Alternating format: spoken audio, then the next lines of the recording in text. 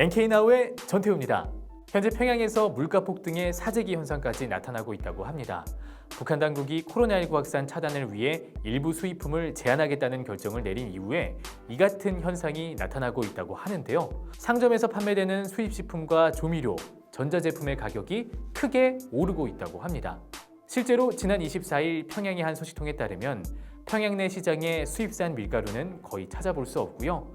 45위안에 거래되던 중국산 콩기름 5kg 한 통은 100위안에 판매되고 있다고 합니다. 사재기가 나타나면 당연히 수입 물품 가격은 폭등하고, 이렇게 되면 국가가 뭔가 조치를 취해줘야 하는데, 이런 와중에 북한 당국은 전후 복구 건설 시기 때처럼 당을 믿고 허리띠를 조이면서 난국을 타개해 나가자면서 내부 결집을 위한 선전선동에 나서고 있는 것으로 알려졌습니다.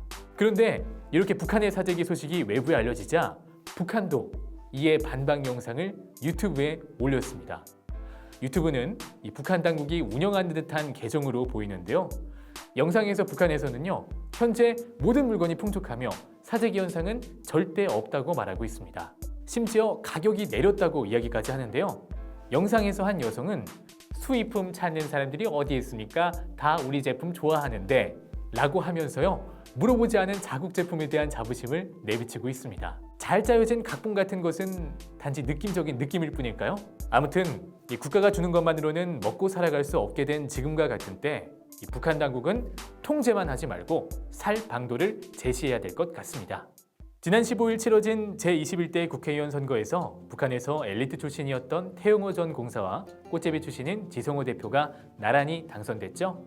이로써 사상 처음으로 복수 탈북민 국회의원 시대가 열리게 됐습니다. 탈북민 국회의원 탄생에 대한 북한 내부 주민들의 반응은 어떨까요? 북한의 한 중간급 간부인 A씨는 탈북민의 당선은 진짜 민주주의를 알게 해주는 좋은 신뢰라고 생각한다면서 이번 선거로 남북한의 체제를 비교하게 됐다고 합니다. 앞서 북한 당국은 국회의원에 도전하는 태용호 전 공사에 대한 비난을 많이 했었죠.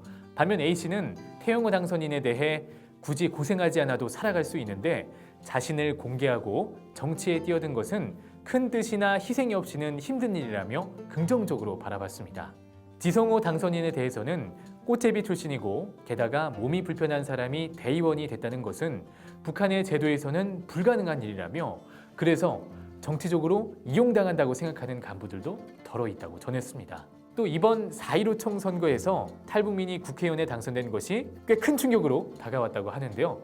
성분이 전혀 다른 두 탈북민이 같이 일하게 된 사실을 놀라워하면서 한국의 사회가 동등하고 평등한 구조로 보인다고 말하기도 했습니다. 아무쪼록 앞으로 두 탈북민이 북한 인권 향상에 큰 역할을 했으면 하는 바람입니다. 지금까지 NK나우였습니다. 시청해주신 여러분 감사합니다.